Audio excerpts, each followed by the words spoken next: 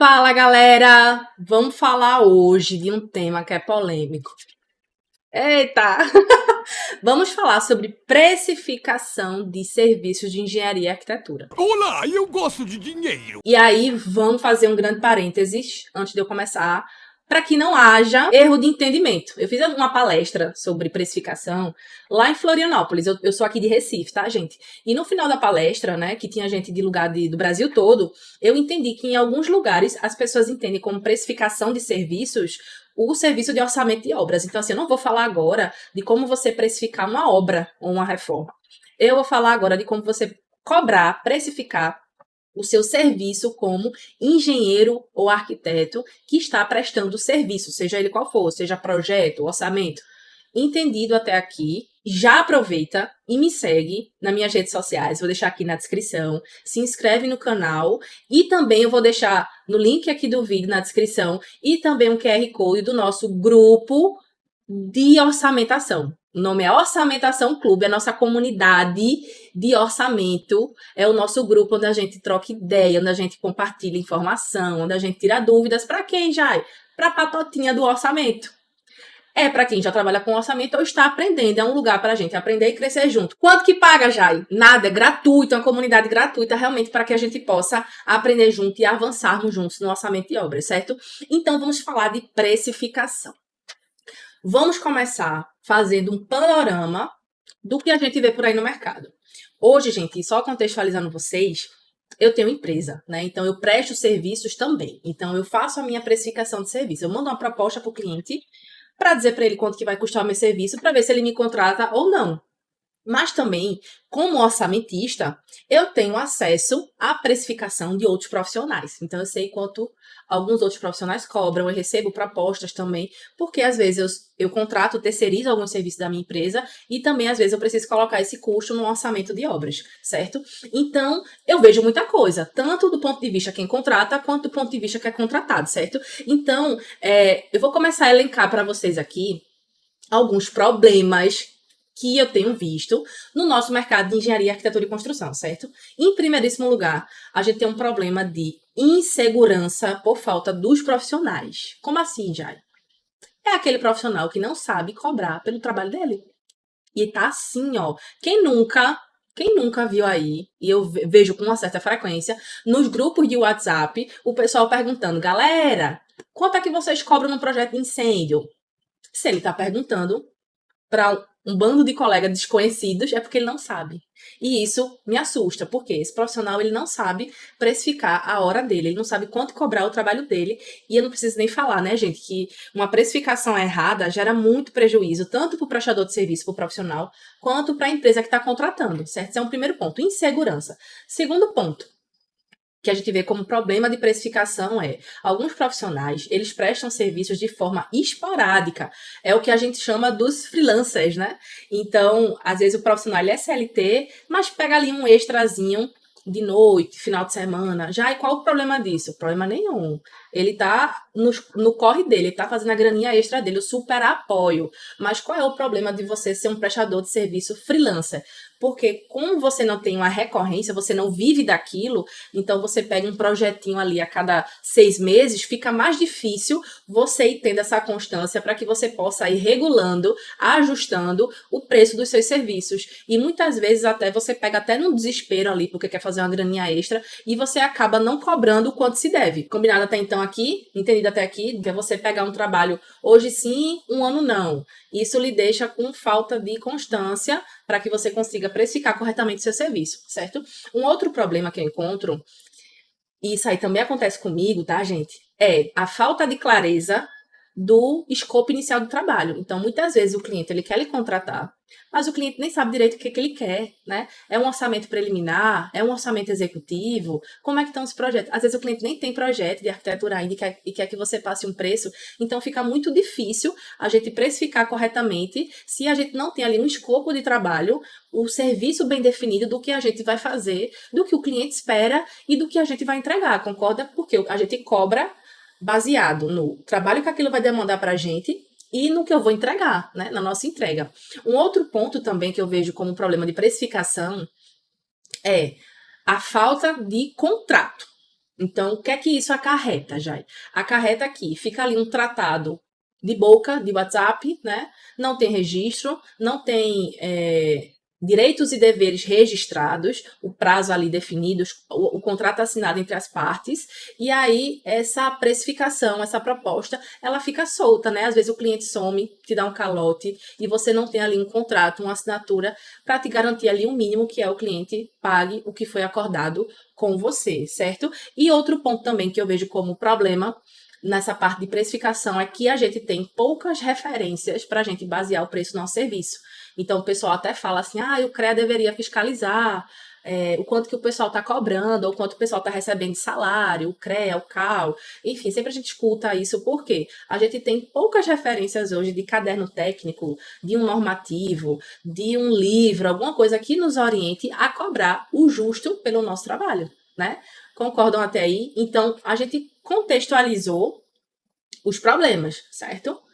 E aí, vamos falar um pouquinho de como está o cenário hoje no mercado de engenharia e arquitetura. Então, a gente vê os dois extremos. A gente vê profissional cobrando, entre aspas, caro demais, mas não é aquela coisa de, ele sabe quanto ele está cobrando. Às vezes, ele dá um chute assim tão alto que o valor dele vai muito fora ali numa concorrência e ele acaba perdendo a proposta, perdendo a concorrência, perdendo aquele contrato, né? Uma coisa é, o serviço de fulano é um preço alto, porque a entrega é muito boa e ele sabe por que ele está cobrando aquilo. Isso é uma situação. Outra situação é a gente dar um chute, não sabe nem o que é que está fazendo e a gente acaba perdendo o cliente. E acontece o outro extremo também, que é o profissional que cobra muito barato também, porque não sabe o que está fazendo, dá um chute ali. O que é que acontece? Esse profissional, ele sofre. Ele sofre, porque chega na metade do processo, na metade do projeto, na metade do orçamento, e aí ele se dá conta que, putz, cobrei barato demais, isso tá me dando uma dor de cabeça, isso tá me dando um trabalho, esse negócio não acaba nunca, e eu não tô satisfeito por quanto eu cobrei, enquanto eu cobrei ao cliente. Tô certo ou errado? Isso acontece por aí ou não? Me conte aí nos comentários, tá? O que acontece também, que anda acontecendo muito, o que se contrata é diferente do que o pessoal pede no final do processo. Então, às vezes, o pessoal faz assim, me passa uma proposta aí. É um orçamento preliminar, Jaine. É uma coisa que tu faz em uma semana, é um negócio muito pequeno, muito rápido. E quando você entrega, o cliente diz, não, mas não é assim que eu queria. O cliente, ele quer te cobrar algo diferente do que foi combinado. E aí, lembra que a questão do contrato é importante, não se tem um contrato para amarrar. É nessas horas que acontece as divergências, as brigas ali entre as partes, entre contratado e contratante, enfim. Tem muita coisa envolvida, eu passaria o dia inteiro aqui falando sobre problemas de precificação. Inclusive, eu quero ouvir de você o seu relato. Deixa aqui nos comentários, sou seguro em cobrar meu serviço. Ou, não sei como cobrar pelo meu serviço. Me conta aí alguma história interessante de que tu cobrou barato e se deu mal. Ou então de que tu cobrou caro demais e perdeu o contrato. Eu quero ouvir a história de vocês, porque por aqui tem muita gente. Eu sou uma profissional com 10 anos de orçamento de obras e há 5 anos eu tenho empresa. Só que antes de ter empresa, eu já fazia meus freelancers, como eu falei para vocês, né?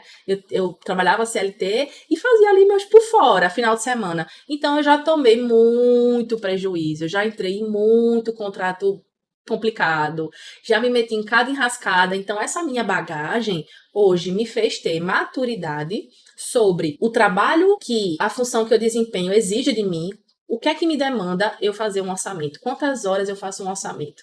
E também o quanto que é meu processo, o quanto que vale o meu trabalho. Isso me trouxe, toda essa minha história hoje me trouxe maturidade e segurança para cobrar pelo meu trabalho. Então, é isso que eu quero que vocês tenham também, porque é como eu falo, gente, a gente passou 5 anos no mínimo, né? Tem gente que passa muito mais. Eu passei muito mais do que 5 anos na faculdade, viu? Só abrindo aqui para vocês um segredo nosso. E nossa faculdade, ela é difícil demais. E nós somos qualificados demais para que a gente ganhe pouco pelo nosso trabalho, a gente seja mal remunerado pelo nosso trabalho. Então, eu venho batendo nessa tecla há um tempo já, de que nós, engenheiros e arquitetos, precisamos saber precificar e cobrar bem, cobrar o justo pelo nosso trabalho, certo? Eu falei de problemas, eu falei de como está o mercado, eu falei de muitas coisas, acho que já estão comentando aí no vídeo, deixando aqui para mim a história de vocês. Mas eu quero falar agora de algumas soluções. Falando de problema, eu não quero falar só de problema, eu quero falar de solução. Como é que eu começo a precificar melhor o meu trabalho? Então, vamos lá. A gente não consegue precificar, a gente não consegue gerenciar o que a gente não mede. O primeiro passo é isso, é medição. Medir o quê, Jai? Você vai começar a mapear a sua metodologia de trabalho e a sua produtividade. Então, vamos supor, se você faz projeto de estrutura, quanto tempo você faz um projeto de uma casa só térreo? Em quanto tempo você faz um projeto de casa tipo sobrado? Quais as variáveis que existem que vão impactar nesse tempo que tu trabalha? Então, tudo isso é só um exemplo, tá, gente? Você pode trabalhar com projeto de incêndio, projeto de instalações, com orçamento de obras, com planejamento. Você tem que começar a ter esse olhar de em quanto tempo eu faço o meu trabalho e qual é a demanda que isso me gera, né? Quais são os meus processos? Então, eu sei que para eu fazer um orçamento de obras, eu vou precisar ler os projetos, quantificar todos os serviços da obra, eu vou precisar colocar preço, eu vou precisar fazer cotação, eu vou precisar revisar todo o orçamento, gerar os relatórios. Então, você começa a ter essa noção da demanda, do volume de trabalho que é para você entregar o seu serviço, certo? Segundo, você começar desenvolvendo ali uma planilha própria de precificação. Ah, já, mas eu não tenho modelo.